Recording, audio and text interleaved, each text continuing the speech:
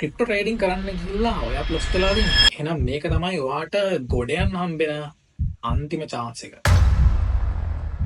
ඉතින් මම ඒක ගැන කියන්න. ඊට කලින් බලලෙමු. ඇයි ඔයා තාමත් ලොස් පැත්තේ ඉන්නේ කියලා. ඉතින් මම දකින විදිහට ඒකට හේතුව වෙනවා මෙච්චර කල් ෆලෝ කරපු ඇනලයිස් මෙතඩ්.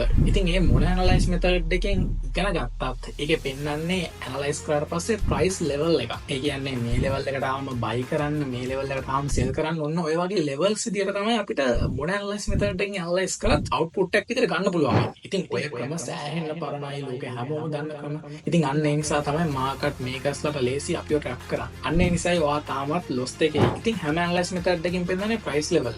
එතකොට අපිට ඒකට කිසිම සොලියුෂන් එකක් ඇත්තෙම නැද්ද? තියෙනවා. ඒ තමයි ටයිම් කැල්කියුලේෂන්. ඒක ඉගෙන ගත්තොත් ඔයාට පුළුවන් කාලය ඇනලයිස් කරන්න. ඒ කියන්නේ මොන ලෙවල් එකකින්ද බයි කරන්න ඕනේ නෙවෙයි. මොන වෙලාවටද බයි කරන්න ඕනේ. මොන වෙලාවටද සෙල් කරන්න ඕනේ. ඔන්න ඔය වගේ කාලය ඇනලයිස් කරන්න පුළුවන් වෙන ඔයාට මේක හරියට ඉගෙන ගත්තොත්. අපි එක්සැම්පල් එකක් විදිහට ස්කැල්ප් ට්‍රේඩර් කෙනෙක් ගමුකෝ. ඉතින් එයා මේ ටයිම් කැල්කියුලේෂන් එකකින් ඇනලයිස් එකක් කරොත් එයාට පෙන්වන්නේ අවුට්පුට් එක විදිහට. තව පැයයි විනාඩි 13ක් තියෙනවා එයාට ෂෝට් එන්ට්‍රි එක ගන්න.